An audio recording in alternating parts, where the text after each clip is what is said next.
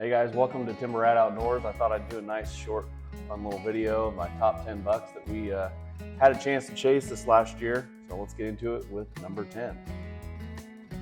I'm calling this a 11 pointer, super young, 2.5 maybe. I did have one encounter with him. Obviously I let him walk and he was around early and often, so expect him to be back this next year. And then we got just a nice heavy 9/10 with that little point there on his left side. Tall, thick brows. He was around early and often. I never saw him in the stand, so I suppose he'll be around this next year as well. Bigger 8-point, pretty wide. I think he's older. He's been around for a couple of years. Got a little bit of junk there on his brow tines. He was pretty far down the list. Late season, probably would have taken him, but I never saw him on the hook either.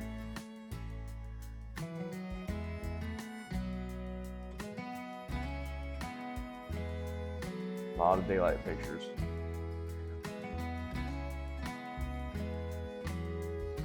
Okay, number 7. This is at a different property. This buck's been around. I think this is 5.5-year-old deer. Here's this 3-year-old picture on trail camera. We can just call him a short G2 buck.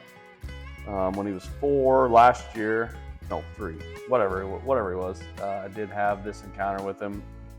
He came within about 25 yards and I decided to pass because we had a 195-inch deer roaming around that property that we did end up getting during shotgun season anyways. So I'll be really interested to see if he's back this year and if he does that weird goofy right side again, or if he goes back to being mainframe.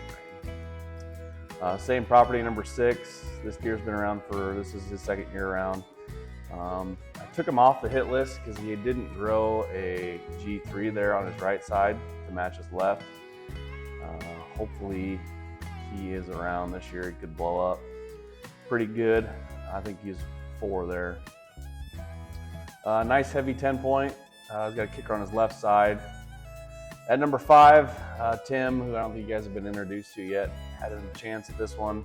When he was pulling back, his elbow hit the tree and shot an arrow right over his back. Should have been a nice, easy shot. He was around for a few weeks in November. That was all that we really saw of him. I included this one. He wasn't around very much, but he was there for a little over a week, numerous times. Broke off that right side there. And hopefully he's back around this year.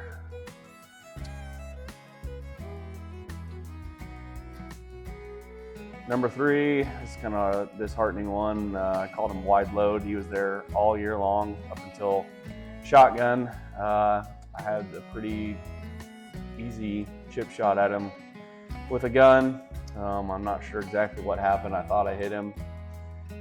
Had a few easy shots at him, and it wasn't the gun. Never found blood. Never found him a carcass during this spring or anything like that. So I don't know what happened to him. Never saw him the rest of the year.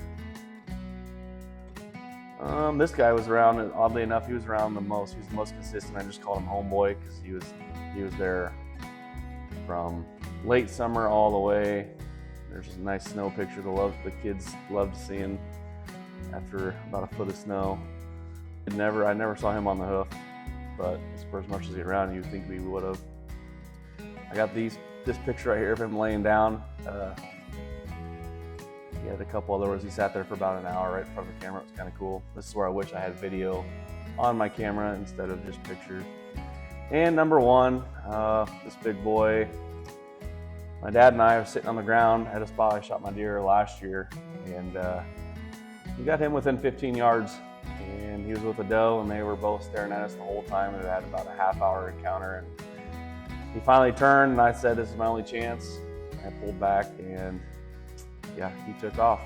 The neighbor did end up harvesting him a couple days later, so congrats to him.